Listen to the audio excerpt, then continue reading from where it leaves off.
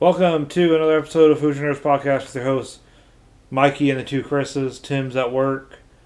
I know we say this every week, but we really need to find time when he's able to join us. He could have joined us last week, but we didn't do anything.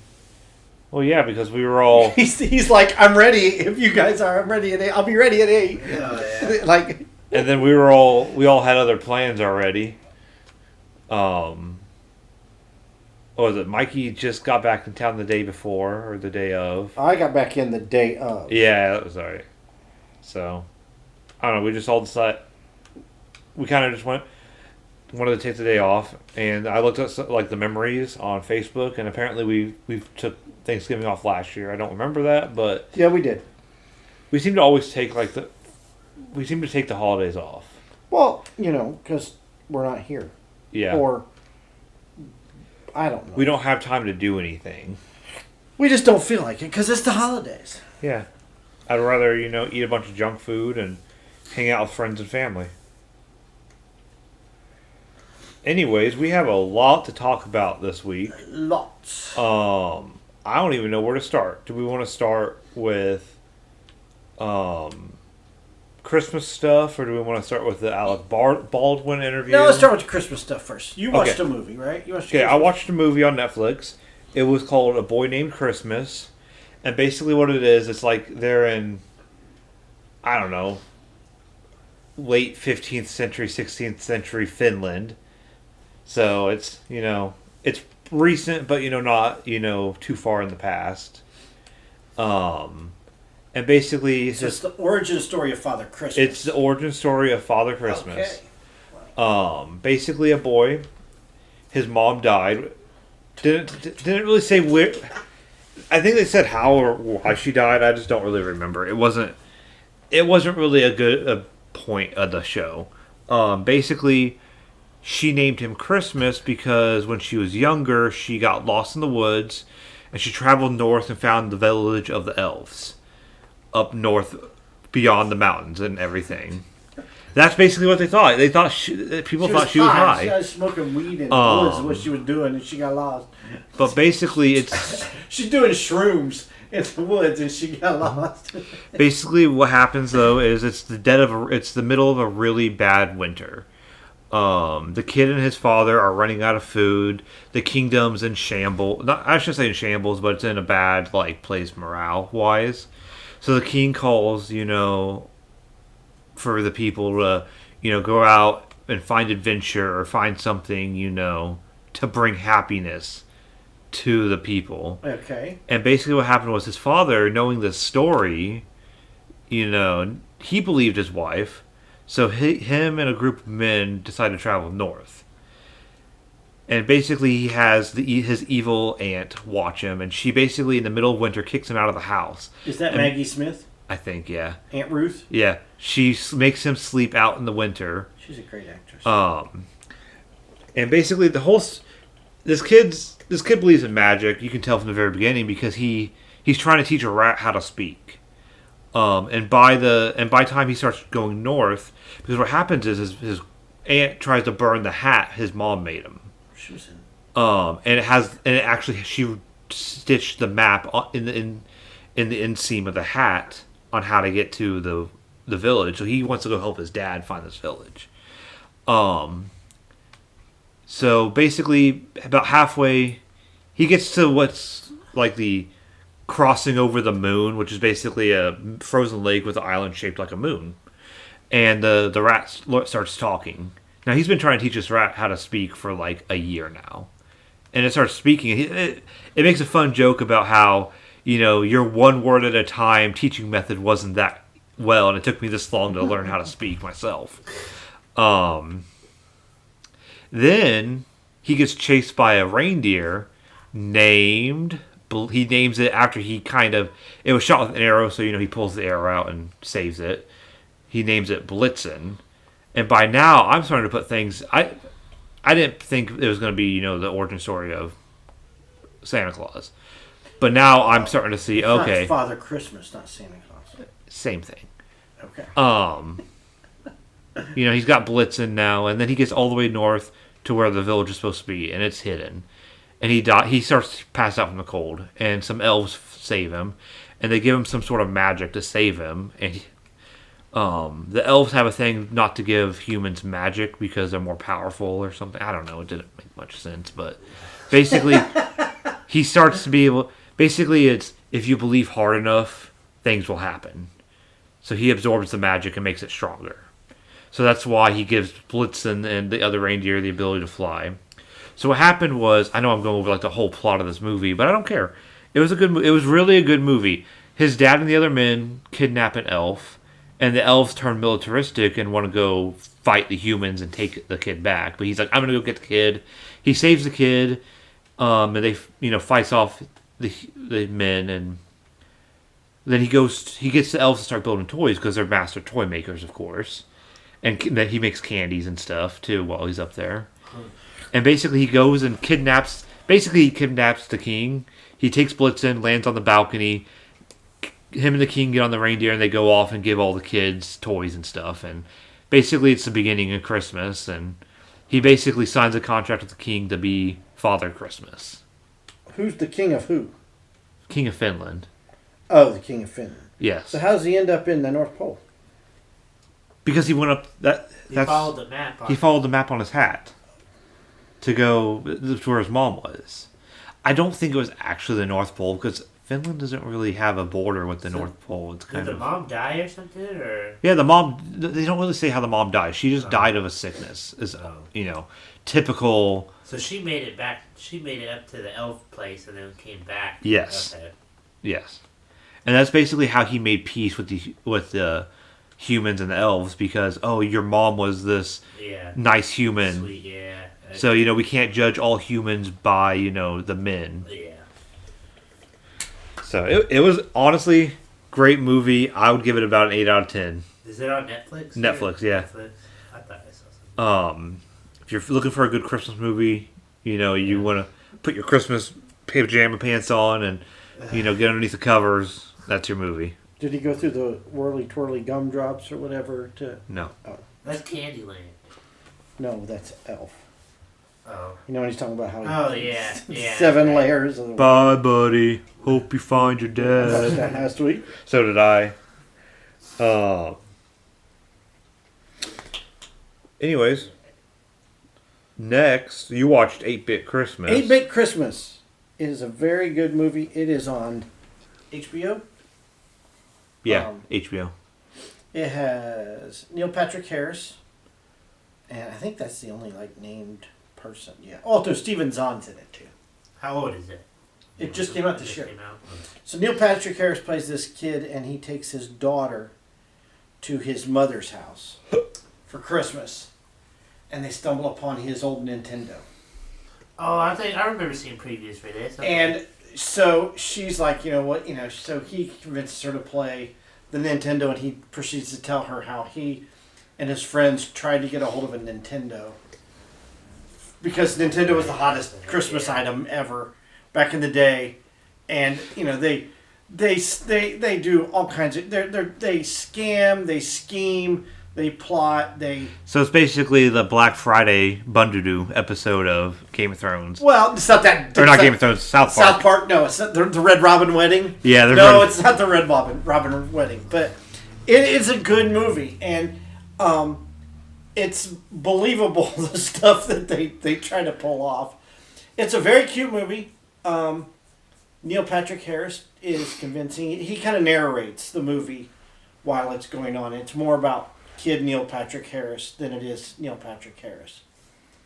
And his dad is Steven Zahn. Who's Steven Zahn? He was in. Did you see? What was the movie with Paul Walker Fast and Furious. Lily Sobieski, where they were coming across the country and they were getting terrorized by the guy in the semi? No. Fast and Furious? No. Speed. Oh my God, this is Speed. Need for Speed. No, not Need for What's Speed. the one with Chris Pine and Denzel Washington on the train? Unstoppable. That was a good movie. He was in That Thing You Do. You do that thing. He was Employee of the Month. He was in that movie with Saving Silverman. Did you? We need to watch Saving Silverman because it reminds me of Chris. I've never seen that movie. Might be a good thing. I don't know. I've never seen it. I just think it reminds me of Sarah Silverman. I'm just like, no, no. Yeah. Saving Silverman. Yeah, I know. It's like it just has. It is really Joyride. Yeah, He's in Joyride. I've heard of it. I never watched it. He plays Paul Walker's brother, where he's terrorized by this semi-truck driver. So anyway, he's like been in like Black Dog. No, not like Black Dog. No. He's been in 1,000 movies. Oh yeah, that guy. Yeah, that's right. Steven Zahn. Oh, that guy. Okay, yeah. Yes. He's more of a comedy guy. Yes. Well, this is a comedy movie. Oh, okay, all right. So, but he was in that movie anyway. So, it was very good. I highly recommend it. Wacky hijinks ensue on how they try to get the Nintendo. I'm not going to spoil it because you guys might want to watch it actually. I put it on my list on HBO. I want to watch it. But it ain't like some cheesy. It's a good Christmas movie. It's not like a cheesy like Hallmark. It's not a Hallmark type movie. Yeah. No, not at all. I highly recommend it. And then if I wanted to be woke, I could bring up why do they have a gay person playing a straight character? Because there's plenty of straight actors out there that can play straight characters. Why didn't they just make that character gay then? That's the question. Yeah, because that argument's stupid. Neil Patrick Harris is a great actor, and he's convincing as the father, as a straight man. He really is. He's convincing as a straight. I mean, he was Barney for years in How I Met Your Mother. Shows you how stupid that argument is. But I digress. Yeah. Back to 8-bit Christmas, because 8-bit is the amount of How many bits bits the in Nintendo is. Yeah. They were just like blown away because it was 8-bit technology. They're like, whoa. Imagine if they knew what we had now. The great part is like the rich kid in school has one already. I remember seeing that. Yeah, And, and he's and, like, and then like he chooses who he gets. Like all the kids go to his house after school, and he chooses who gets to come in to watch him play because he's never going to let them play. They never play. They never play. And he gets the game. The Power Glove? The Power Glove. Yeah. He gets the Power Glove. The Power Glove. The rich kid. You never seen the You Power never saw Glove? the Power No. Glove? So the Power Glove was this thing that came out with Nintendo, and it was supposed to be like the thing of the future, you know? And it lagged, like big time. It was a piece of crap. And it was a bomb. It wasn't like Thanos' glove. Yeah. Okay. But it was a legit thing. The Power Glove. So, I mean, it's just funny because I can remember, having friends who had games like that. And you go over to their house hoping that they're going to let you play, even for 5 minutes. And it's like, dude, I got to go home in 10 minutes. Okay, I'm almost done. And then 10 minutes is up, and, you just sat there all afternoon and watched the rich kid play, video games all day long, and you never got to play. I think I was one of those kids that had the system, and then I had friends that would come over and play. And watch you play? No, they'd play with. Well, that was the cool part because now you gave them the crappy controller, though. Yeah, you're a player too. Yes. I'm a player. Or you would. I remember, like when either Mario Brothers or maybe Castlevania, you would play so long and you would get so mad because you would die so much that you would, you give it to your buddy and he would. Yeah. So you could continue playing the game for hours and hours and hours because it was easier to get it through it that way because you had a fresh person. I think I heard my dad was telling us the story when he was a kid and they had a Nintendo, and I forget it was when Mario came out and him and his brother they just played all night. Yeah. You would leave the system on. Oh yeah. Like especially like when Mario 3 came out, I remember a friend of mine had it, and you had the different the sections that you could go to, the map, and they would just leave it on, the game on all the time. I mean, they didn't have saves like they have now. You had to remember to write down the code. Oh God! Remember the save for do you ever do the save for Castlevania 2? I never played Castlevania. Oh my God! It was such a hassle. And then you would check it 6 times before you would turn the system off, and then you would go to put that code back in, and it wouldn't work. Then you have to go to the. Hopefully, you would hope the previous code would work, and that you didn't get very far. It was a flawed. It was a flawed system. It was a totally flawed system. Or maybe you wrote something down, or you couldn't read your writing. It could have been a Q, or you could have wrote down a Q, and it might have been a 0, and you put a 0 with a line through it. Somehow. Yeah.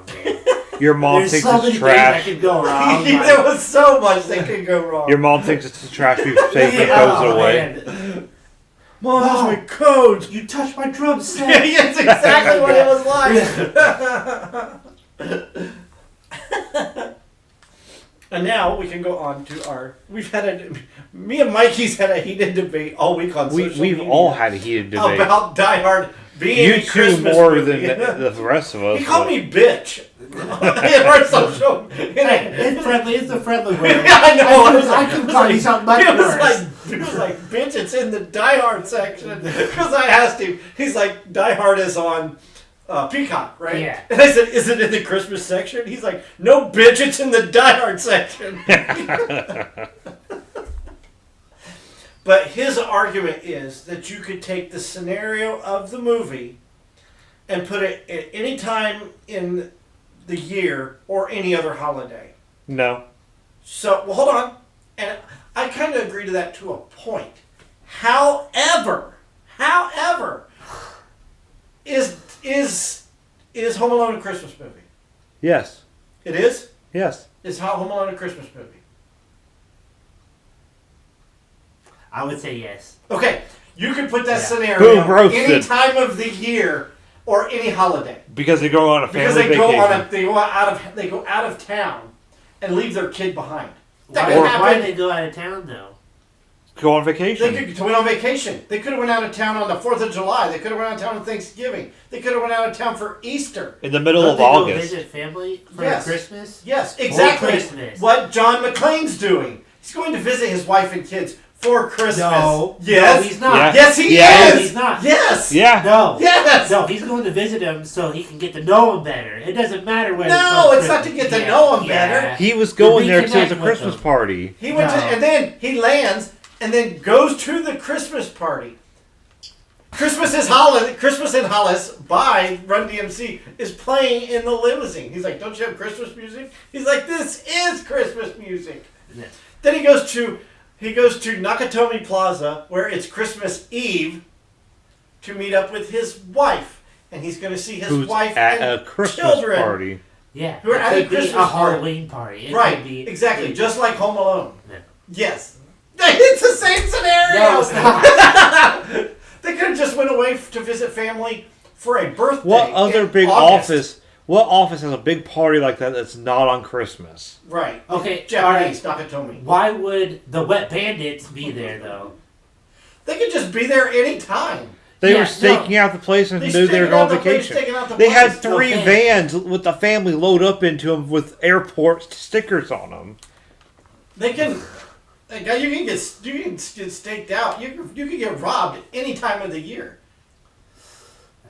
It's more likely in Christmas to get robbed, but It could have been after Christmas. It could have been New Year's. Some people don't go on holiday till after Christmas. They leave the day after Christmas, or maybe even Christmas evening. People are more off guard on Christmas than anywhere. They're like, oh, it's a holiday. Everyone's supposed to be jolly. Where did you they go? don't expect Where did you anything. just go? Huh? Where did you go? Florida. For what? Thanksgiving. A holiday? Yeah. Like Not millions Christmas. of other people? Not Christmas, though. Like millions of other people. Did you leave your house like by itself and like nobody to watch it? No, Ari was there. Ari would fuck somebody up. I had cameras, too. But this is 1990. You didn't have cameras back then.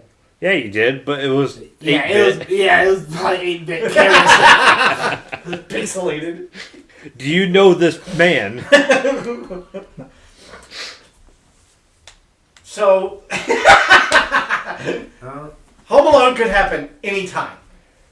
I don't know how many times I was left home alone as a child. Well, not really. I mean, I was with my brothers, but we were left home alone. You had your brothers. Yeah, but it was still Christmas time. If a guy came in with a knife, you don't think I'd be running out the back door? Take everything. You'd be tripping your brothers. I'd be showing him. Okay, what do you want? Let's go in here. This is my parents' room. Here's the jewelry. Here's the safe combination. We never had a safe. Just a joke. We didn't live in that kind of neighborhood. I'd still like to know what Mr. McAllister did to rake in a house like that. You can rent that house for a night. His brother, for $25 a night. It was his brother who paid for the trip to France. He didn't pay for the trip to France. They went to France. And one of them. In the first one. That was the first one. Oh, it was the second. I thought one they went to Florida. No, they went to France. Florida was the second one. Yeah, it was one of them. Oh, okay. I know that. I forgot they went. Remember, to France. they're watching It's a Wonderful Life in French. I remember that now. Okay, yeah, I remember that now. I remember. Because that's why it took so long for her to get back. Yes. Because it was over the Atlantic. Everyone overseas, yeah. Okay. So I forgot about that. Because apparently people only go to France for holiday over Christmas only. Well, wouldn't you? Because they light up the Eiffel Tower for Christmas. Don't they light up the Eiffel Tower all year round? Yeah. Except during war. It's a city of light. So. All right, here's a couple points. Right. For why it's not. There's some points on here for why it is. Okay. But I'll go through both of them. So, okay, I'll start with why it is a Christmas movie. Why it could be considered a Christmas movie, not why it is. It is a Christmas movie. Here we go. It's got the music in it. Sorry. It's got the music in it. Yes, it ends it's got with the Christmas party in it, of course. Christmas party. They kind of have, it's on Christmas Eve, and they let her, like, I guess throughout the movie, they don't let the viewers, forget that it's Christmas Eve. I don't know. Now I have a machine gun. He has a giant teddy bear for a Christmas present for his son. I have a machine gun, ho, ho, ho. Does it mention, Theo, it's Christmas. It's time of miracles, so be of good cheer. Because Theo says it's going to take a miracle to get the last lock to drop. It says John's need to reconcile with his family, which is one of the most common messages of Christmas movies. Oh, my ass. His wife's name is Holly. Yes, his wife's name is Holly. That's a Christmas theme, whatever. Fuck that. That's a stretch. Yeah, okay. That one's a stretch. Okay, I won't give you that one. All right. Yeah, that one's a stretch. Her name's Holly. Okay. And then... okay, why it's not a Christmas movie. Why isn't it? It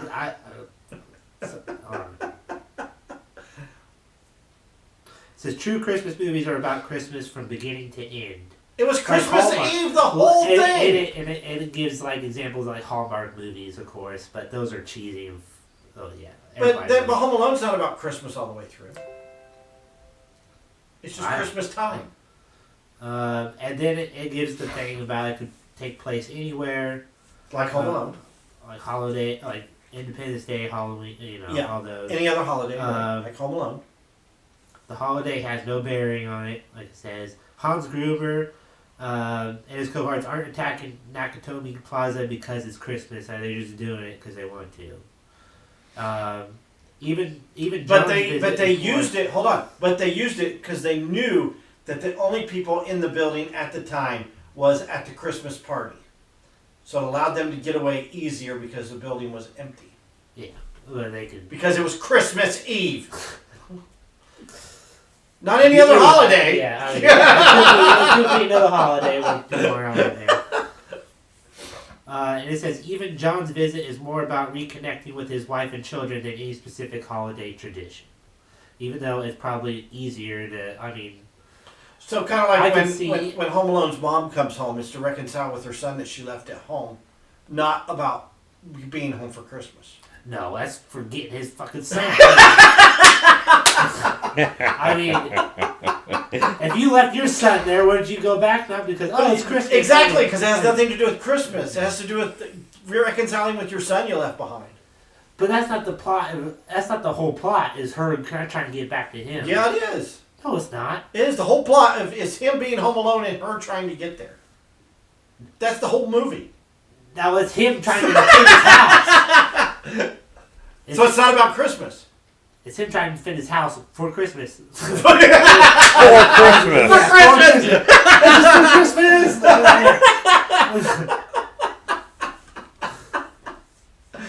We can agree to disagree. I don't have a problem with that. It's just a funny...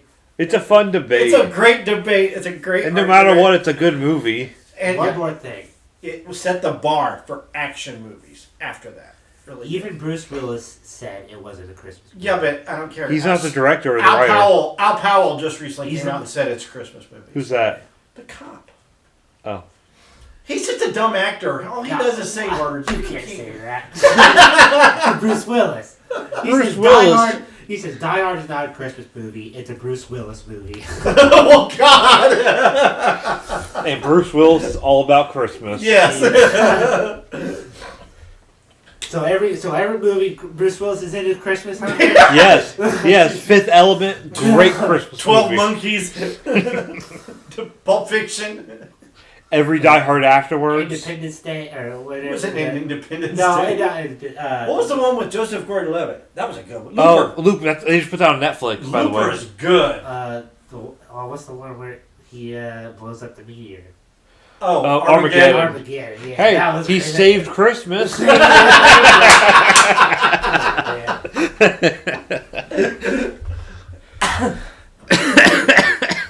Next. Yeah, you can't change my mind. I won't change. Yeah, exactly. Leave it there, yeah. Any more? Now that's the last Christmas thing that I know of. That's the last that I know of too. Other than no, I have got nothing. There's been a few new shows to come out. I think I'm the only one that have watched 2 of them. One show, the new season came out that you guys are watching. You're catching up. I haven't started it yet. You're dead inside of it. What? Oh, Yellowstone. Yellowstone. Yeah, I just watched the episode from last night. I just got finished before y'all came over. Do you want to talk about Yellowstone in general? I guess because I haven't seen it. I don't. How far are you, Mikey? He's done I'm 3 episodes in the second season. What happened? The last thing that happened was. Gotta give you a second there. There's a lot. I've been breezing. No, that's okay. Episode 3. Yeah, I know. Who was the youngest son? Cole. Casey. Casey. There you go. I knew it started with a C. He just kind of took over the ranch responsibilities. Like he's in charge of all the cowboys. And then Rip had to go back to the bunkhouse. Oh, That's kind of bullshit. I didn't like that. I fucking stay in the house dude, with your dad. he's like a nerd in like real life compared to what he is in Rip Wheeler. And then whoever dropped out of the attorney general race. Oh yeah. I forget his name. Well, John and Beth groom a new political candidate. That's right. And John and the governor, they're kind of good terms again. Yes. And then Everybody knows what Yellowstone's about. Chris, you're the only one who has no idea what Yellowstone. I've never seen it. Hotel and casinos. The Indians. Yeah, they're still trying to. They hooked up with that guy. Yeah. Yeah. And they kind of got plans already. It's like it got in the papers too that they're going to build one. And then those two brothers are kind of threatening them. Like, I'm the member of the Montana gambling board or something, or alcohol board. Oh. Alcohol board, yeah. And so if you want your license, if you want your license, you're gonna have to like stop it or something. I don't know. Well, yeah, so it's about John Dutton. John Dutton owns the Yellowstone Ranch up in Montana, and he's got a lot of power, political power, just power in general over everything, and people basically attacking him, trying to get his land or trying to take over and change things. That's basically what it is, and he's got this brood of kids. He's got 2 sons and a daughter, and Kelly Riley plays his daughter, and she will kick your ass and then fall in love with you all the same day. Like that's the kind of her. I love her character. She's one of my favorite characters. I know, yeah. She played it so well. Cole Hauser, which you may know from Too Fast, Too Furious. Yeah. Right? Uh-huh. Didn't he play that cheesy, the bad guy? Carter Verone? Yeah, Carter Verone. Yeah. Yes. Too Fast, Too Furious is arguably one of the better ones. I enjoyed Too Fast, Too Furious. I know, But, it's got a couple guys. It's got a couple people from Teen Wolf. It I does. think it. I know it has one person from it. I thought I saw. But another I know him from Dazed and Confused. He played Benny in Dazed and Confused. Who? Cole Hauser. Oh no, he wasn't from Teen Wolf. What? It was one of the other cowboys. He was from Teen Wolf. Yeah, he's not. No, I know Cole Hauser from Dazed and Confused. Oh, Not. that's an old one, isn't it? Yeah, Yeah. That's 1993. Yeah. He's so unrecognizable. Yeah. Oh, he's the one in the. Yeah, I think that's him. So, yeah. What other ones are there? Oh yeah, I know. It's the Monica, Casey's wife. Oh, Monica Dutton? Yeah, she's from She's from Team Wolf? She's from Teen Wolf too. So, yeah, so there's a couple people from Teen Wolf. Oh, okay. I see what you're saying here. That only. Oh, God, that had a long run. 6 years. So, anyway, Chris, you got to get on the Yellowstone bandwagon because it is a friggin' awesome. How many seasons in is it? 4 It's seasons. on the 4th season, and like each season has like 9 episodes. And they're what, like an hour long? They are an hour long. There's 5. Yeah. episode So guide. it's a typical season. Yeah. Okay. Yeah, this is 8 episodes. It ends December 19th. I watched season. I was able to luckily watch season 1 like over the weekend. Okay. So I mean. Yeah, season 3 has 10 episodes. I didn't do a lot of whole other things, even though I probably should have. But I was like, you know what? Well, that's what happens when you binge shows. Right. You just start watching. It's like it's been so long since I watched something like original. I guess like I've been rewatching other shows I like, and it's like this is something new. It's something I'm interested in because everybody else says good, and then I've never experienced it before, so it's like all right, I need more. Saying original, is it got the Game of Thrones vibes of like... The theme song has the Game of Thrones. No, I'm saying as original as in something I've never seen before. Okay, so... Like, because like I said... It's there's no other show like it. Okay. I've been rewatching Smallville, and I've been rewatching like other shows on Netflix that I've seen, like Peaky Blinders or something. I mean, Right. I never got into that for some reason. I hear it's good. I never got into it. I watched half of the first season and just quit. Yeah. Really? Yeah. It wasn't that it was bad, I just lost interest. Okay, that's saying it was bad in my opinion. But anyways, I'll probably start the show here soon because I just finished. It's like 9 or 8 episodes, 10 episodes, 10 episodes, 9 episodes. Well, like I said, I'll probably start watching here soon because I just finished Cowboy Bebop, the live action version on Netflix. Great transition, Chris. Right. 10 out of 10. Cowboy Bebop is a live action of an anime, which I bet was a manga at one point. So Wait, what's a manga? Japanese comic. Huh? like a comic book, but Japanese. Oh, okay, Yeah. I understand. You Yeah. said comic. I think Just like- stand up. Like Sunday paper one? Yeah, right. I was like, what the hell? Just like, anime is a Japanese cartoon. It's Right. when Cowboy Hentai is Japanese porn. Yep. Anyway, Cowboy Bebop is one of the original. How I would put it, it's you could say it's one of the original animes to bring anime into the U.S. When I think of originals, I think of Dragon Ball. I think of Bleach. I kind of think of Naruto, sort of. Naruto's a little newer than those other two, but The Airbender, or whatever. that was American through and through. It took Chinese and Japanese. What about Pokemon? Yeah, Pokemon. Yeah. That's been around for Yeah. Same as like Dragon Ball, like long 90s. time. Yeah. But it's one of the original animes Okay. to make it big in the U.S. I got you. It's about a crew of bounty hunters. Basically, think Western in space. Earth, long story short, basically they've colonized the solar system. Earth has been somewhat destroyed. They blew up the moon, and Earth isn't really habitable anymore. Accidentally blew up the moon, I should say. So this is live action version of the anime. Yes. Okay. They don't really go, the meme of like the manga, the anime version, the Netflix adaptation. It's not that as bad as like the memes. Of course, you can't get the direct anime looking people, but I think they did good. Looking at pictures and videos of the anime, I think they did a good job of capturing. So why is it getting? Because it's not staying true to the Yeah. anime. Is that what the problem Yeah, is? basically. Because it's not true to the anime, but you can't.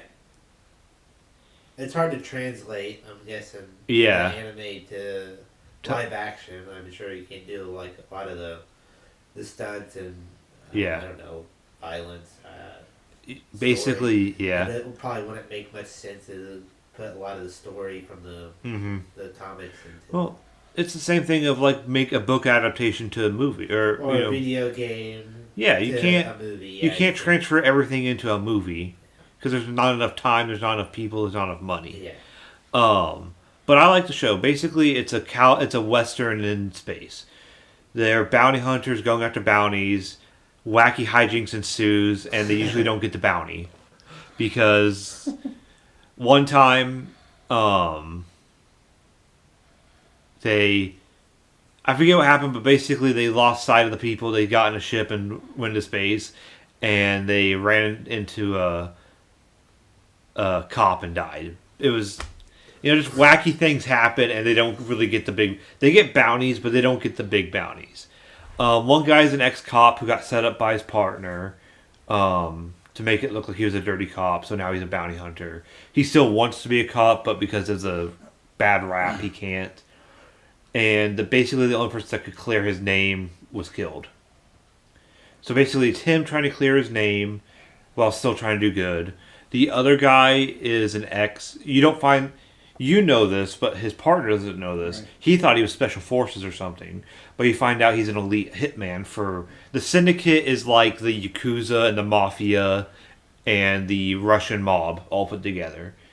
It's like the overarching... It's like the group John Wick works for.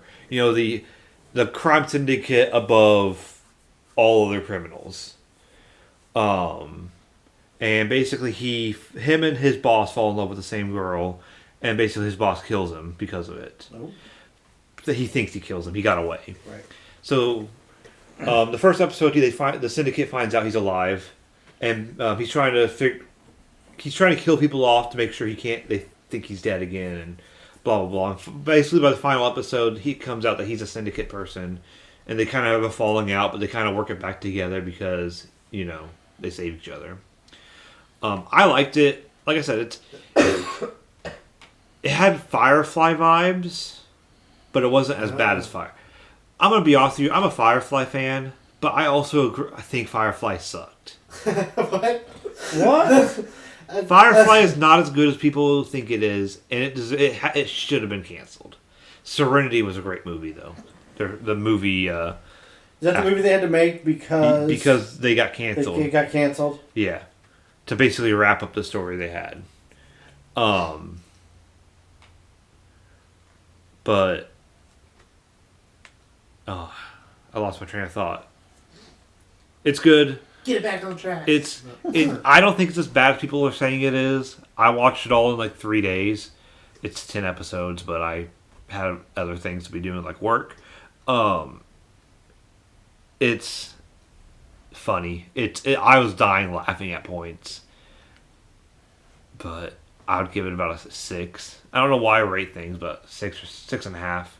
So if I don't watch it, I'm not really like... No, you're not missing anything if you don't watch like it. missing Game of Thrones or... No, or it's not like missing... Empire or... Yellowstone. Yellowstone. You ever watch Boardwalk Empire? Yeah, I liked it. That's I liked Boardwalk awesome. Empire.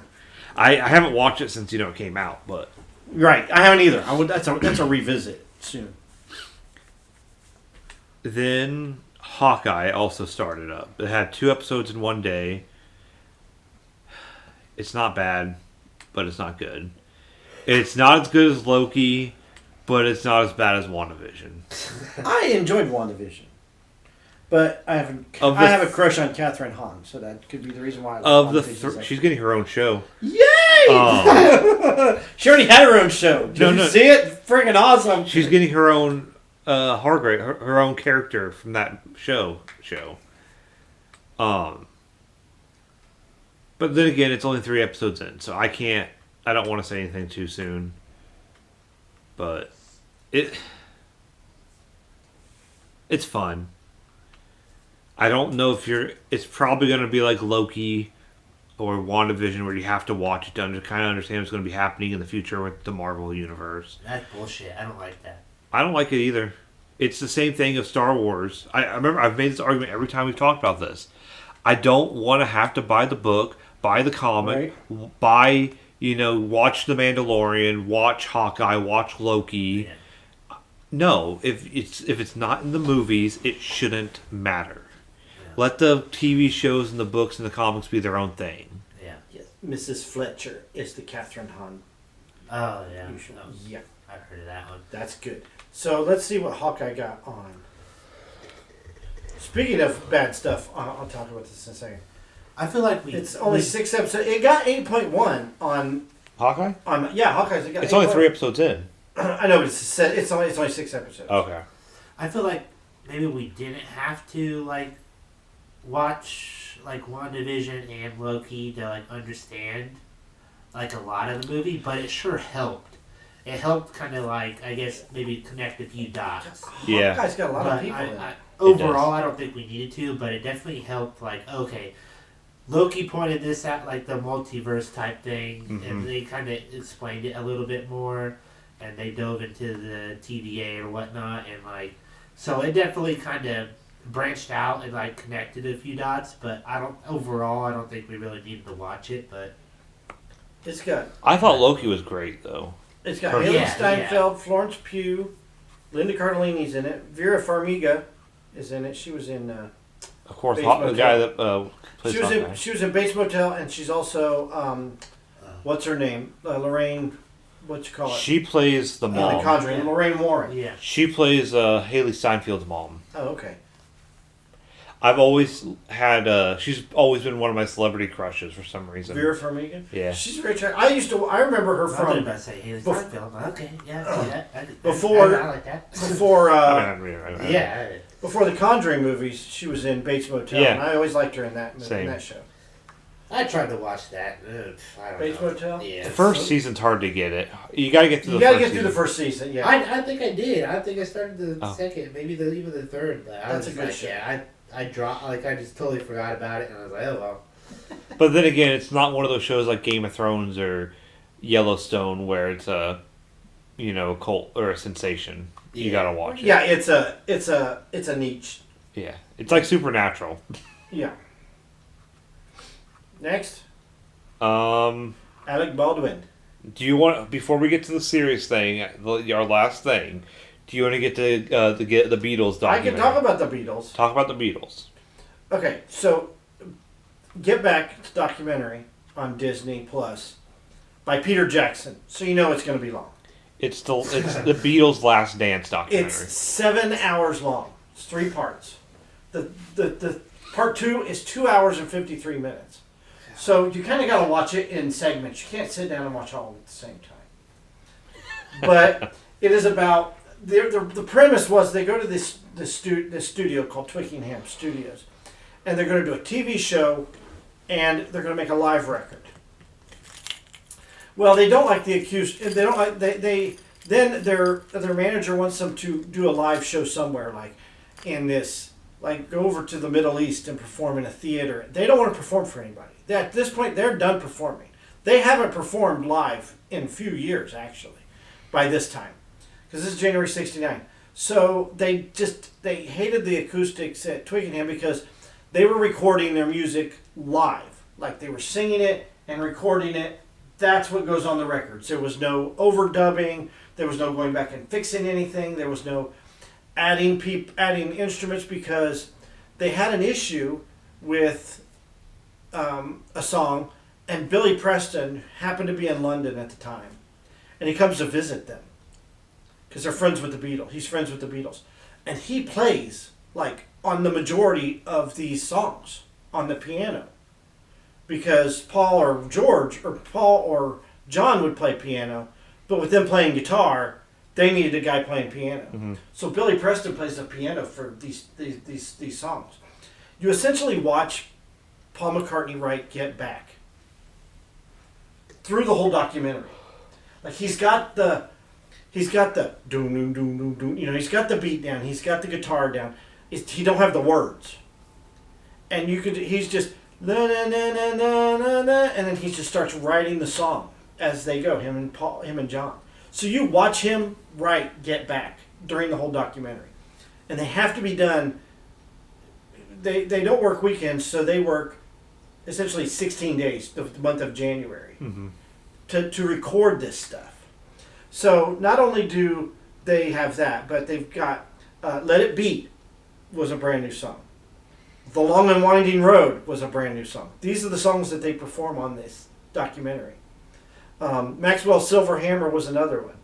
"Old Brown Shoe." They ended up being songs for the "Get Back" and "Let It Be," those albums. And they performed them however they were recorded. When they sang them is what shows up on the record. So when you hear "Get Back" on the radio now, that's from these sessions. They all played the music live, like all four of them with Billy Preston. And Billy Preston does have a credit. It's just like the Beatles with Billy Preston for "Get Back," because he plays the piano. He plays the electric piano. And it's crazy to see. I mean, I write songs, and my songs suck compared to the Beatles. I am no way comparing myself. But usually when I write a song, the words come first. And then I try to put a tune to those words. That's how I write a song. So to see Paul McCartney have the music first was completely opposite the way I wrote a song. And people are like, well, what's the big deal? He's just, that's how you write songs. That's not how I write songs. Maybe I'm doing it backwards. I feel like the majority is that way, though. But I don't know. I don't know anybody else who writes music. So in Bohemian Rhapsody, that's how he did it. For Bohemian Rhapsody, he had the music. Well, some people do. Some people can't. That's why you have a collaboration, like "Sweet Child of Mine" by Guns N' Roses. That's Slash's riff. So Axl didn't have the music to that. He just had the words. His words were a poem, and Axl and Slash came up with the the do do do do do do do. That was Slash.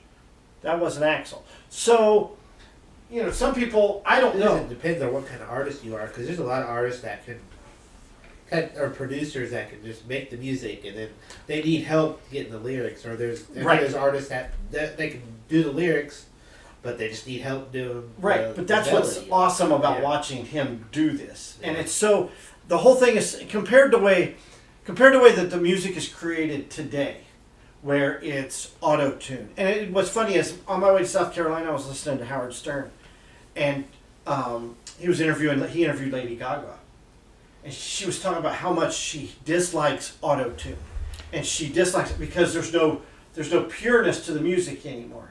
And that's what, after I heard that interview, it was funny that I watched the documentary, and everything is as pure and as raw as you can get. Everything is so live, and on those records, those last two albums are just pure. So they end up moving to Apple Studios, which is their record company. They started their own record company, their own movie company. Apple did everything.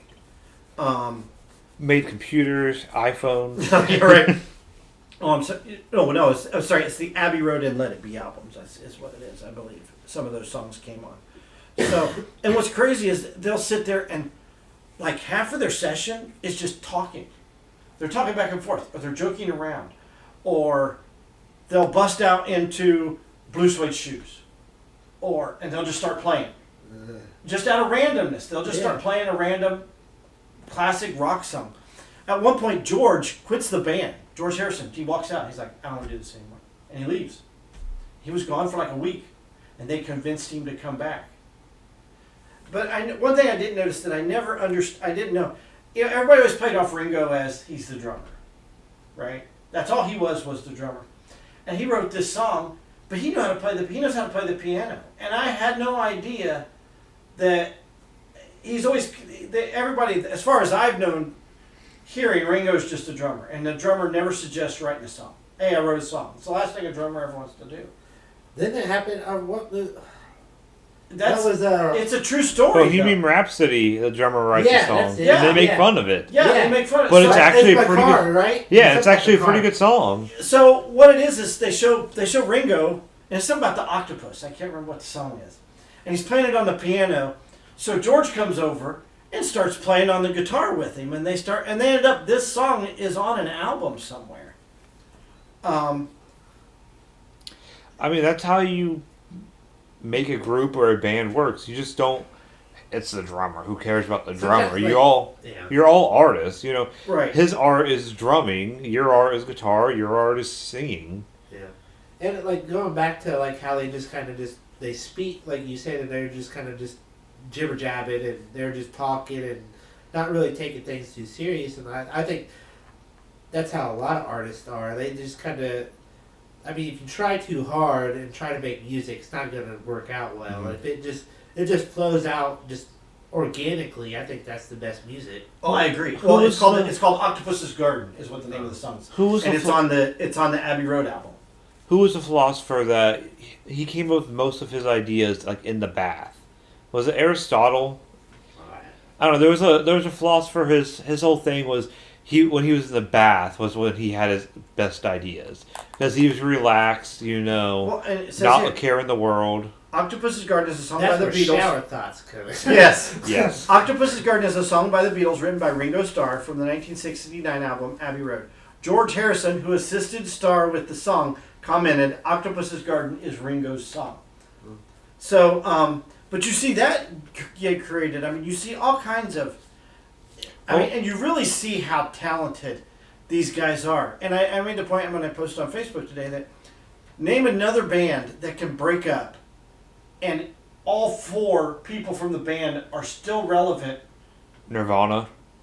All four people from the band are still relevant 20 years later. They didn't break up. He blew his head off. There's a difference. No. His head got blown off. Regardless. He was murderlated. No, 4 people. I said 4 people. There was 4 people in the Beatles. There was 3 in Nirvana, and Chris Novoselic, is that his name? He don't do anything. He just plays guitar. He don't put out solo stuff. You had Paul McCartney and Wings. John Lennon put out his own stuff. George Harrison put out his own stuff. George Harrison had a hit song when I was in high school in the late 80s. That's how relevant he was. Then he becomes a part of the band called the Traveling Wilburys with Roy Orbison, Tom Petty, Jeff Lynne from ELO, and Bob Dylan. I mean, those are humongous names. So I can't think of a band that is broken up and could put out great music. I mean, Ringo had his all-star band. That was his gig. But I can't think of like all 4. I mean, there's some that maybe like 1 or 2. Right. But, you might see a singer leave the band. Or, you mentioned Dave Grohl from Nirvana. That's one guy. Well, I thought the other guy did stuff, but he kind of didn't. It's really, like background stuff. Yeah, he didn't really keep his stardom. Yeah, it's crazy. The funny is, and this is they're in their late 20s. They're just average guys, and their wives come with them, their kids come with them to the thing, and they're planning this performance on the top of the building of Abbey Studios, and it's just a random thing. So they're just sitting there, and then just Ringo says, "I just farted." I just wanted you to know all that. I wanted all you to know that, just so it wouldn't creep up on you, would wonder who it was. I did it. I mean, that was just the randomness of it.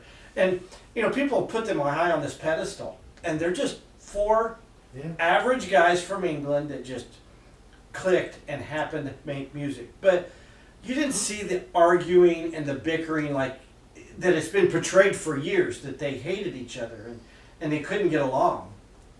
But, Paul and John were obviously the leader of the band. They just bounced off of each other. And you could just see how they worked and how their minds worked together. I thought of a band. What? One Direction. Yeah, my God. I thought of one. Audioslave. Are you looking shit up? No. I remembered Audio Sleeve. NSYNC and Backstreet Boys are close. No, NSYNC is just Justin Timberlake, and then that's it. Audio Sleeves. Yeah, that's what I was saying. Audio Sleeves members was Chris Cornell, Tim Cornford, Tom Morello, and Brad Wilk. Yeah, it's a super group. They didn't. I know Tom and but they Chris, didn't. But I don't know. Well, three of them came from Rage Against the Machine, and the other guy came from. Yeah, but you could say that. But that's a band. They formed a band. Paul McCartney formed his own band. It was Paul McCartney and Wings. George Harrison was a solo artist. John Lennon was a solo artist. They put out hit records. Even Ringo had a few records that were hit records. But they still were relevant 20-something years later until, obviously Lennon was shot, at 40. I mean, I remember the day Lennon was shot. Outcast. No, just give it up. You can say the same thing. NWA. I mean, honestly. But NWA, But not really, because you got two guys now. I mean, you got Dre, but Dre don't do music hardly anymore. I thought Dre died. No, that's Eazy-E died. No, he was like in a coma or something. No, he's fine. No, that was just for a song, dude. Oh, was it? I'm pretty sure. I'm pretty sure Anyway, that was for a song. Oh. There's nobody. I'm trying to think. It's 2020 now. What band 20 years ago? 2021. But it's 2020s, regardless. Go back 20 years, go back 25 years, name a band that's broken up, and the members of that band are performing either in a different band or on their own and putting out hit records. You cannot do it. Linkin Park. I don't know. No. I mean, Pearl Jam, Panic Eddie at the Vedder Disco? put out his... you have people put out solo stuff, but these guys broke up, and... you could possibly say the Eagles, maybe. Because Glenn Frey, Don Henley, Joe Walsh, Timothy B. Schmidt... Beach Boys? Beach Boys? No. Maybe the Eagles. The Eagles would probably be the only other band I could think of with more than one person branching out into a solo. The Eagles are almost...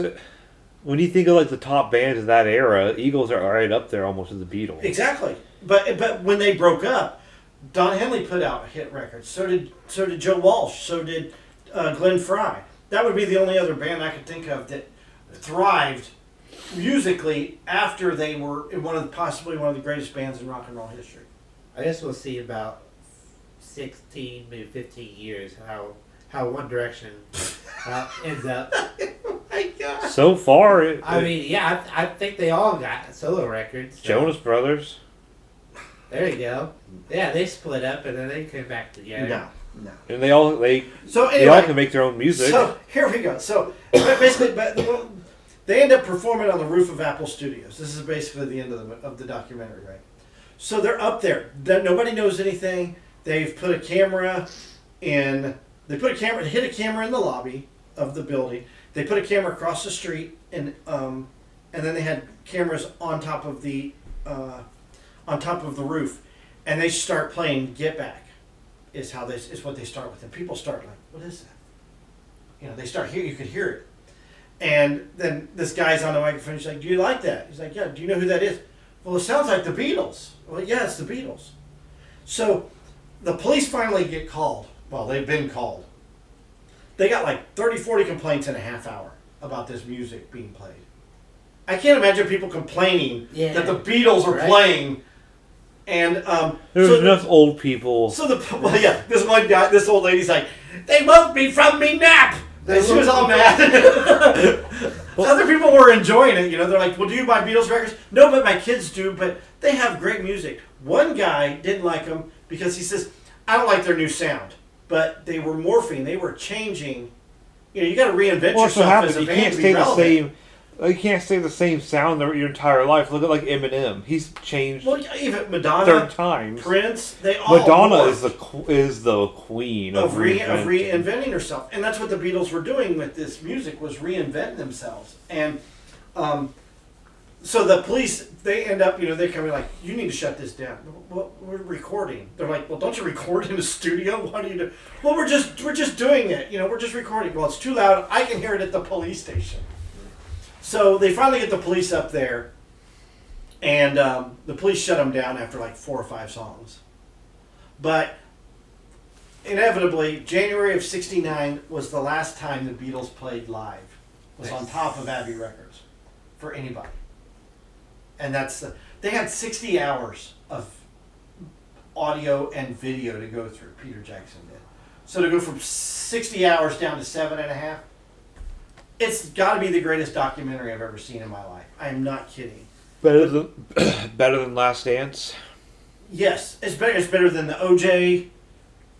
They shall never grow old. It's better than any of them. I mean, just to watch them work and to know how music industry works now, where they just guys go into a boardroom and they just turn out songs. Beyonce and Nicki Minaj and all them don't even write their own music. There's no feeling, there's no meaning in music anymore. And even Lady Gaga has even talked about that, how there's no feeling and meaning in music anymore.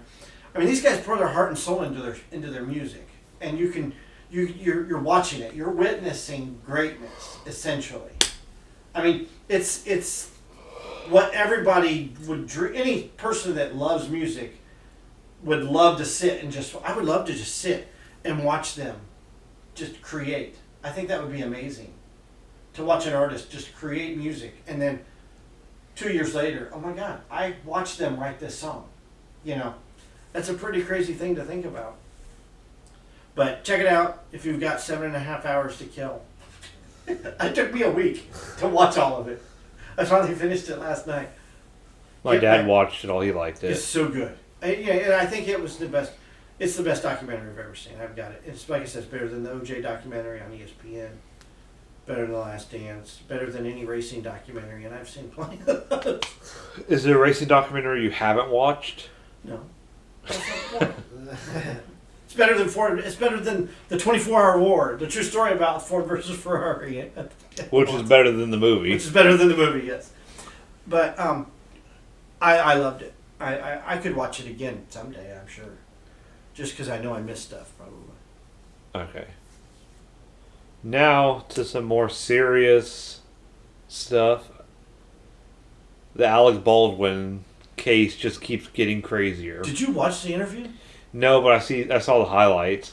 Why would he be interviewed? Because he's trying to push blame somewhere else. Did you see Mikey? What's happening? No, he told me a little bit about it. Chris did. That he's trying to say the gun just went off. Well, okay, yeah. Well, you know what? I don't think it. I guess it could. It but could. It's very, very unlikely. This is what he said. This is what he said happened. And somebody corroborated his story on the set. That he cocked a hammer back. That's all you need to do with that type of gun. And he let it go. And it went off. His finger was not on the trigger. It was not on the trigger mechanism at all. But he cocked the gun back with the hammer. He cocked the hammer back. And then when he released it, boom, it went off. That's all that would have to... He was using a single action revolver. I agree. And that's all you got to do is pull that hammer back.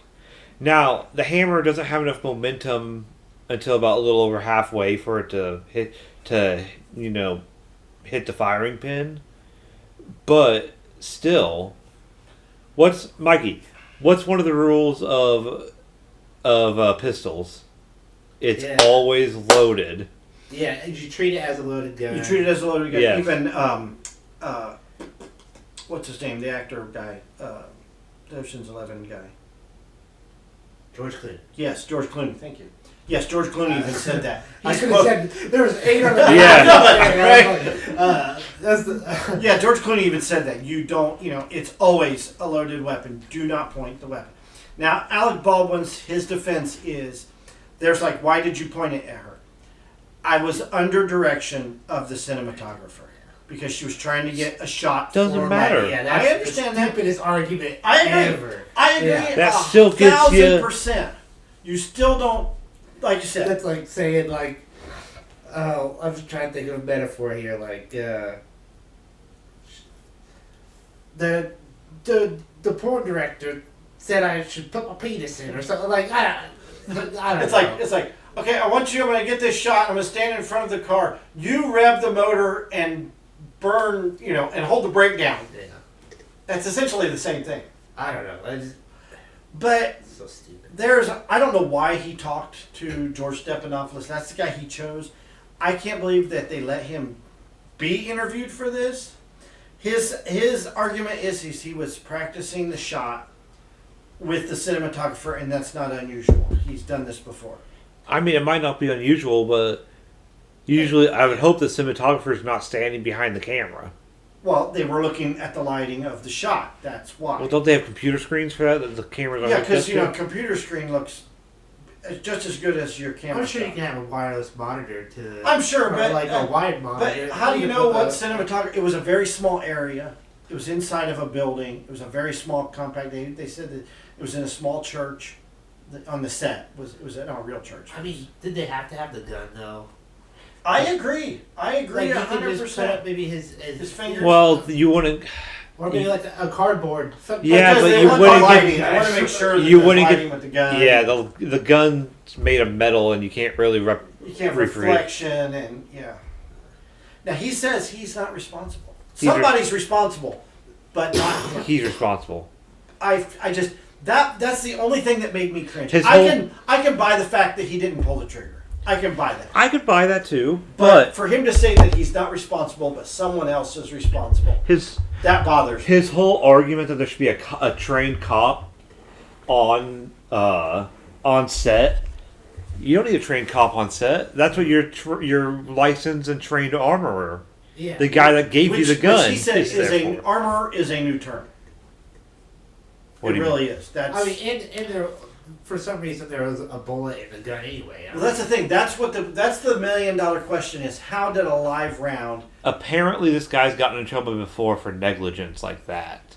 Someone found a live round before on a set. But it all points to, like, I think Alex should check that gun anyway. Right, and, even well, if, because- somebody told you it's safe. Well, I'm gonna check it anyway. Well, that's a lot mean- of people. A lot of actors have said that. A lot of actors have come out and said, "Why didn't you check it while you were there?" Did you see the video of Will Smith swatting the gun away from somebody and checking it really quick? Yeah, Yeah, even I've seen multiple. I watched some YouTubers. I watched some Twitch streamers that handle guns constantly, and every time they pull out a gun, they check it, they empty it, they show the camera, it's empty. I Yeah, mean, that's the. Why didn't the cinematographer and him both look with the armorer?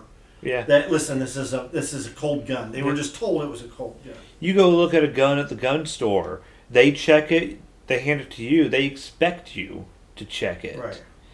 Like I got a weird look one time when I forgot to double check them. And I was like, oh crap! I better double check real quick. Yeah. Now here's the crazy. So obviously they're expecting lawsuits, right? Yeah. So, we should mention that Helena Hutchins was the name of the cinematographer that was tragically she died. So, you would think that it would be her husband was the first one to file a lawsuit. It wasn't.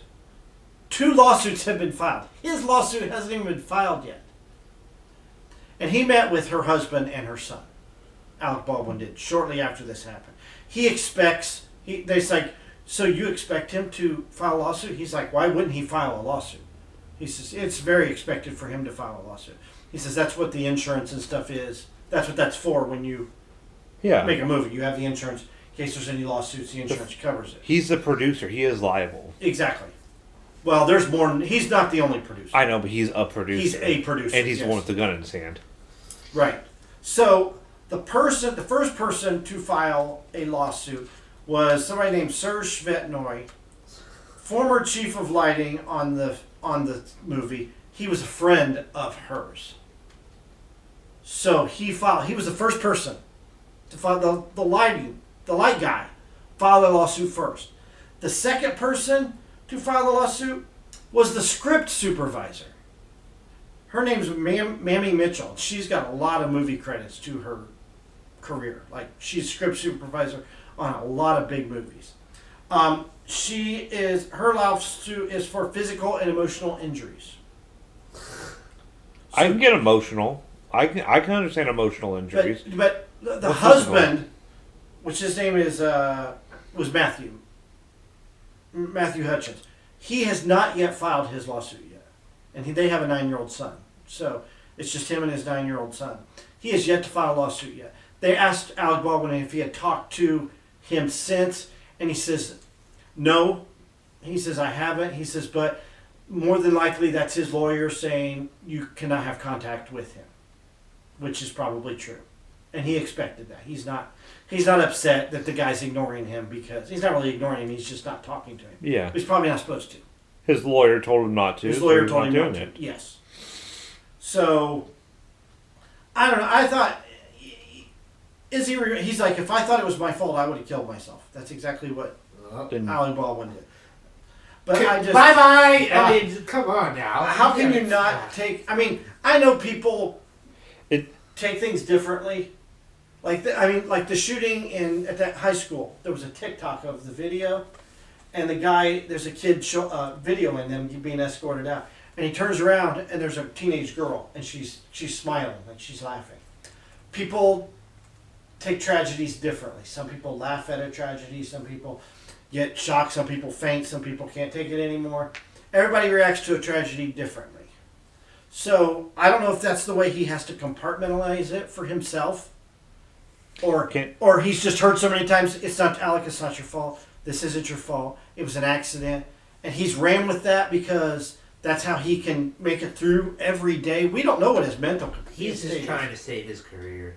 Well, he's at this point right now, he's saying, I don't ever want to act again. He's already said that. He said that in the interview. Who's the actor that was on the top of the top and then he got in trouble because allegedly he touched little kids?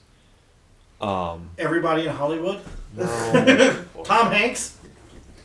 Tom Hanks? Yeah. Tom Hanks is on the Epstein list. I was going to say Kevin Spacey. Yeah, Kevin Spacey. Kevin Spacey, Okay. Yeah. He touched little kids? He didn't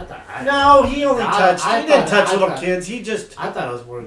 It's on the floor. Okay. I had a meme. I legitimately had a meme of the guy and I was trying to figure It was Kevin Spacey. He just inappropriately touched people, not little kids. I thought it was little No, boys. it was not little boys. He's not Jared Fogle. Yeah, he's not Jared Fogle. Oh. Who lost weight, all that weight with his AIDS. Okay, I want to make a weird comparison. This is a stretch of a comparison, but recently I've been listening to a podcast called The History of Rome, and the episode I just listened to was about Caligula, who only ruled for 4 years. His Caligula is Little Boots. Was his nickname when he served with his father Germanicus in the wars. He survived. He was mortally sick, and a bunch of senators said, "I'll kill myself if you just let Caligula live." Well, guess what? Caligula lived, and guess what he said to the senators? "Oh, thanks. Why are you still alive then?" I know, weird comparison, but I thought of that. And a lot of them, and they all killed themselves or were executed. In today's society, will Alec Baldwin, even if you wanted, right now he's like, I don't know that I want to act ever again. And I can understand it.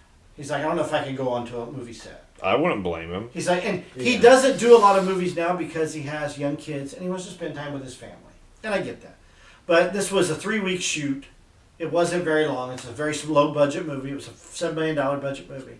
So he was only gone for 3 weeks. That's why he's a friend with the director and they made this movie together. And, even if he does act, does he ever really get his career back? Or is he done? I mean, you can go back to Fatty Arbuckle. You ever hear the Fatty Arbuckle story? So Fatty Arbuckle was this guy back in the 1920s. Huge. He was this overweight guy and his name was Fatty Arbuckle and he made these comedies. And he made a lot of... Arbuckle was one of the most popular silent stars of the 1910s and was one of the highest paid actors in Hollywood, signing a contract in 1920 with Paramount for $14,000, which is equivalent to $181,000. But anyway, between November of 21 and April of 22, he was accused of rape and manslaughter of actress Virginia Rapp. She fell ill at a party and that he was at and died 4 days later. A friend of hers accused him of raping and accidentally killing her. So he went on trial, 3 times. Jeez. And Buster Keaton testified in his defense on the 3rd trial. So the first 2 were hung juries, and the 3rd one he was acquitted. But once he was acquitted, he was done. It didn't matter. His legacy was already tainted because of the smear. The smear from what happened. It's like anybody getting canceled now. I mean, it really is. I mean, once the public's against you, even though you might not be charged or anything, and you're done. Yeah, he was done after that. Essentially, he died in his sleep in 1933 at age 46. So, wow. I mean, this isn't the first time that you've had obviously there are all kinds of scandals with actors and actresses and stuff, but that was probably the first publicized big one. But like you said, does Baldwin get canceled? I mean, he's part of that elite group that cancels people that doesn't get canceled, but do they turn their back on him? I mean, he's got to take some kind of responsibility whether he wants to or not. In his social circle, he's going to be fine. But I think in the eye of the public and in legal senses, I think he's done. Yeah. I think any movie he would be in is going to get automatically review bombed. Anything he does is going to get review bombed. I can already see the memes. And legally, I don't think he'll see jail time. No, I don't either. But he's going to get, probation or something. Because he's at They'll least... settle out of court. Yeah, he's at least going to get charged. Maybe not. Like you said, settled out of court. Yeah, there'll be a manslaughter charge. Yeah, involuntary manslaughter charge. But nowadays, we all know you're not guilty until... You're not innocent until proven guilty. Nowadays, you're guilty until... Well, you're always guilty. You're exactly right. And there's a case in point is... So, Paramount has put The Real World... Gets the people from The Real World. The Real World is a TV show on MTV. Mm-hmm. The first reality, basically, TV show. They take 7 strangers, put them in a house, and videotape their lives for like 6 months or whatever. So in the second season, was out in Los Angeles, and they had a guy on there that was a comedian, and they were wrestling around, and one of the girls in there said she didn't have anything on, but first she said she didn't have anything on. So it started out as playing, and they were tugging at her blankets, and she's like, no stopping. She had on bra and panties. But it got out of hand, and they started screaming and yelling, and then ended up getting mad at him. And they said rape twice. So they kicked him out of the house. And before this aired, he went and booked he was a stand-up comedian, and he was in a couple of movies. He started booking stuff as much as he could because he knew once that TV show aired, it was over. And once that episode aired, that was it for him. He was literally, his career was done. Nobody wanted to touch him. He didn't even rape. It was just the word rape was thrown out twice. And then the TV shows, they could spin it however they want. Well, and they didn't. They didn't. And they just revisited it. This is 20 years later. 19 years later? No. Almost 30 years later. This came out in 1993. So we're 29 years later? Yeah. And they just put him back in this house. And they rewatched this. And like the women who said, they're like, I should have never said that. We should have never kicked him out of the house knowing we didn't, they're 20, they were in their early 20s. Yeah. They had no idea about repercussions and what this might do to a person's career. And what was funny was in the interview with producers, he's like, this could make my career or this could kill my career. And that was before the show even started production. So, yeah, you're guilty until you're dead. Until you're dead. Yeah, exactly right.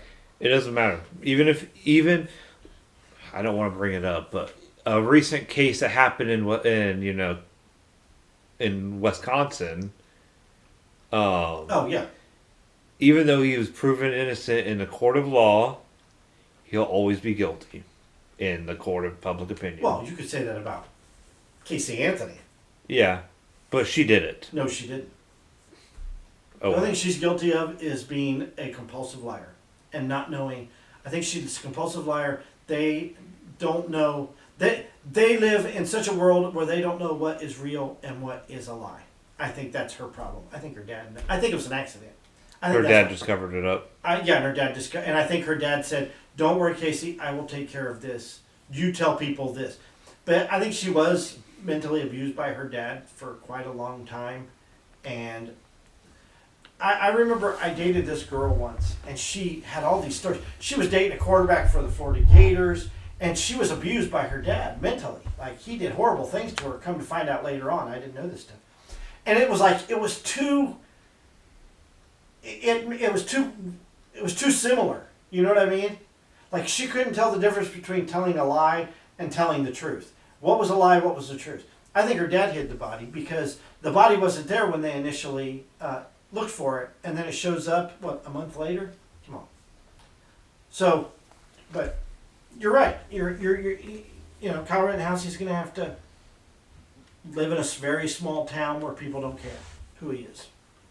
Kind of like Casey Anthony somewhere in Florida, and she lives in a small town, and people just say, that's that girl, and she lives no one life. cares and doesn't care. And doesn't care. It's exactly right. Anyways.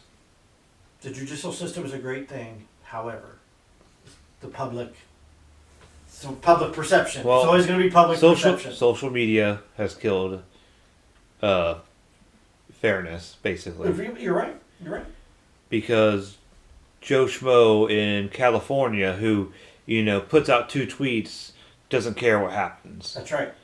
But, it has big repercussions for, us here and, wherever he's tweeting about. Right. Because, he might have a blue check mark. Right. So. There you go. Yeah. So hold on. I want to end on a happy note. We need to talk about our wonderful city of Kokomo, Indiana. Put on a Christmas parade this weekend. Great crowd. It was nice to see something for the community to do. All in one Saturday night, you had the Christmas parade. Kokomo, our high school, city high school, had a basketball game at Memorial Gym, so you could go to the parade, you could go to Memorial Gym, and you could watch basketball. Which is one of the biggest in the state. Right. There was ice skating at the ballpark, the baseball park, which is across the street from the school gymnasium. They had carriage rides for free around the city. And plus they had Santa Claus. The museum had Christmas event going on too. You had all this stuff. And then we had We Care, which is the local charity here in Kokomo. Mikey, how much did your group how much did they they get just in donations? They stood out for 2 days? Yeah, so we started I think it was like at 2:30 until almost it got dark, so about 4:35 on Saturday? On Friday. On Friday. We started Friday. I know. And then Saturday it was basically all day. So it started at 8:30 to another like 4:35. And then Sunday it was again 8:30 and then probably around 2:30, but it rained. But it rained, that's why. Yeah, it rained for a couple hours.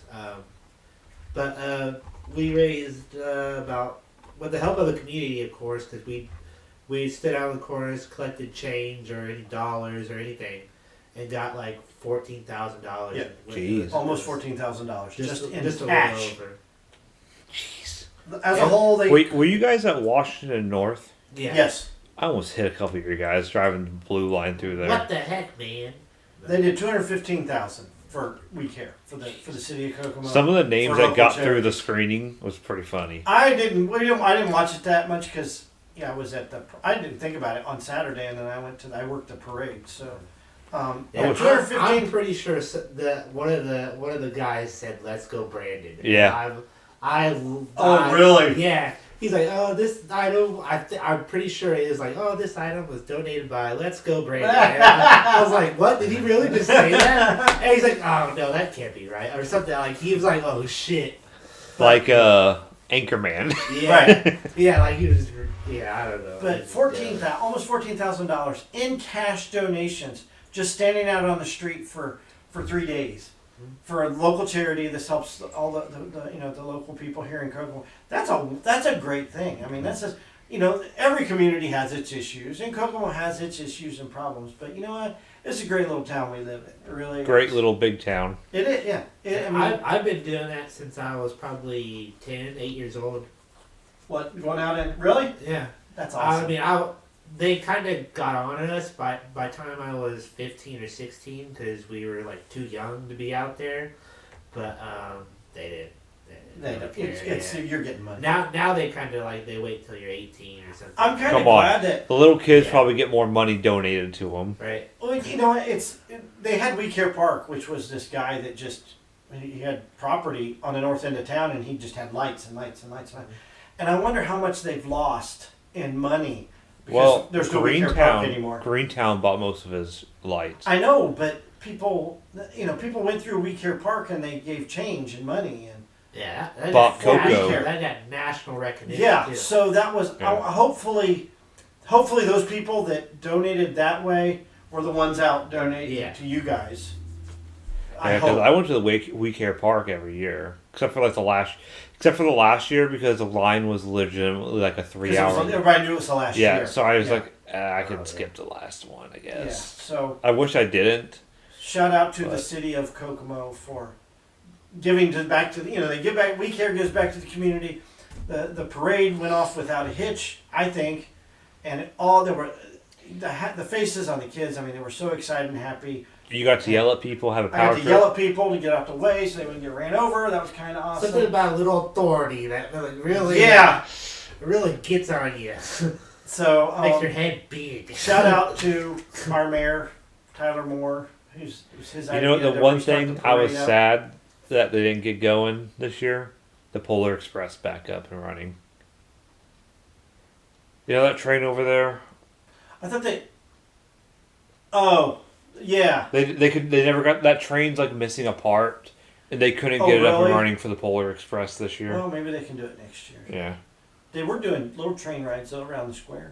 Yeah, but I remember the mayor was over talking to Dave one day, and he was like, "I want to get that train up and running." He's got a lot of great. We have a really great mayor who really wants to get the community out in public and involved with public events. Public events is important, and he kept the first Friday thing going and making it bigger. Yeah, but now I was kind of mad at him today because he had some roads downtown closed, and I couldn't kind of mess with me. It was like that, dude. It was like that everywhere. Webster Street was closed down. Any kind of road. Phillips. Yeah, Phillips was closed down again. But sorry, just bitching about work. Well, it was. But when I lived in Florida, I lived in Ocala, and Ocala had a Christmas parade, and they had two different events. They had Light Up Ocala, which is they lit up the town square, and that brought out street vendors and music and all kinds of stuff. And they had a Christmas parade, and I think their Christmas parade was probably this past Saturday as well. People start putting chairs out on the curb for that Christmas parade, like on Tuesday or Wednesday, or they're roping off a section, or they're parking their flatbed trailer somewhere. Yeah. That's how big that Christmas parade is in Florida. So there's no reason that Kokomo can't get that kind of excitement about a Christmas parade. What they need to do is start doing fireworks. The baseball stadium used to do fireworks every Friday when the baseball team was going. They still do a lot of fireworks. They do? Yeah. Well, they should have done fireworks, I think. They probably could have, but with everybody downtown, where are people going to see them? I mean, if you shoot them up high enough over the baseball field right there downtown. And just shoot them right off of set the courthouse on fire. Just shoot them off the top of the courthouse. So? Let's do that again.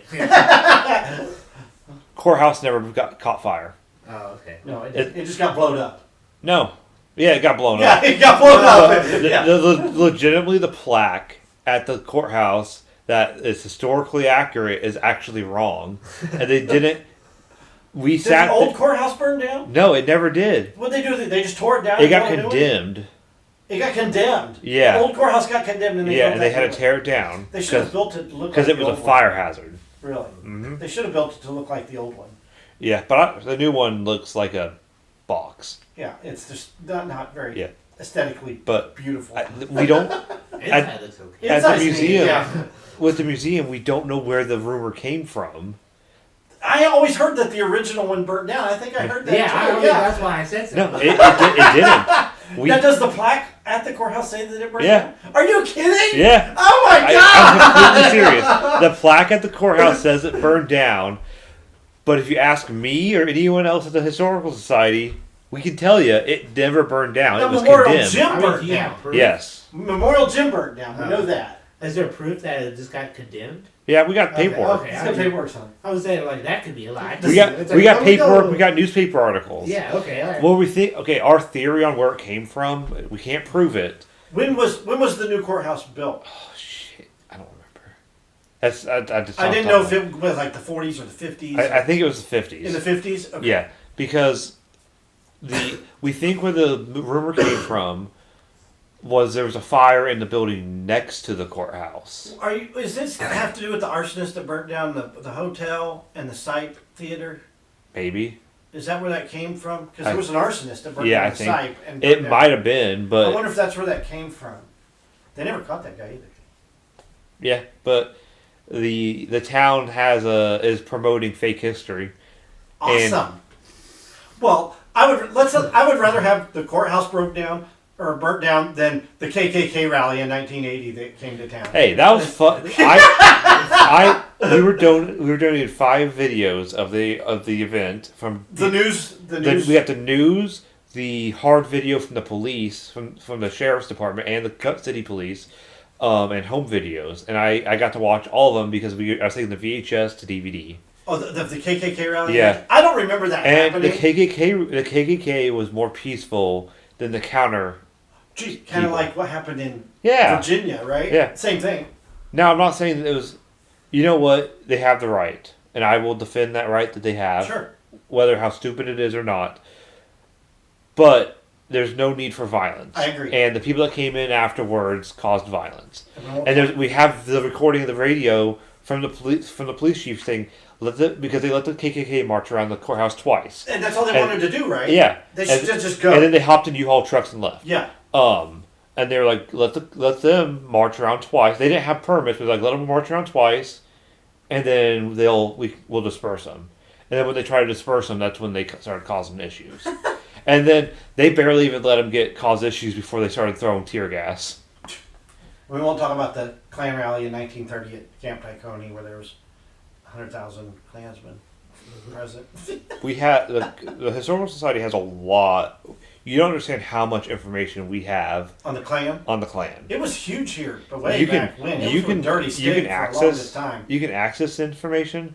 They will never publicize what they got, though. Of course not. Well, why would They want to. They just don't know how to do it. Well, how do you do it and not offend people? Well, that's the thing. They don't. It needs to be told. Why not? That's the thing. They want to tell it, but they don't know how to tell it without offending people. I'll go in there. Hey, I'm going to tell everything. I don't even care. Chris is gonna write. I'm Tell all all right. Tell all book about it. There are books. Everybody knows who was it, the governor or the mayor of Indianapolis when he had dirty KKK guy Yeah, that the mayor. killed that The mayor of woman? Indy. Mayor of Indianapolis? Yeah. On that train going to Chicago or whatever? Yeah. Yeah. This whole state was corrupt as... I mean, it's always been... We're right next to Chicago in Illinois where the mob was active. We had Dillinger here, for God's sakes. And they're like, this is the most corrupt... It's one of the most corrupt states at one point. It's better now, but It is better, but every state's got corruption. yeah, every government system has corruption That's in right. some way or the other. So, Anyways, before we get political, more than we already have, you can catch us at iTunes Podcast, Spotify, Amazon, and TuneIn, YouTube, Twitter, and Facebook. No shower thought this week, unless someone has one right now at the top of their head. no shower thought? Okay, I wrote something down. Okay, we'll let Mikey find this. Nobody steals a lock.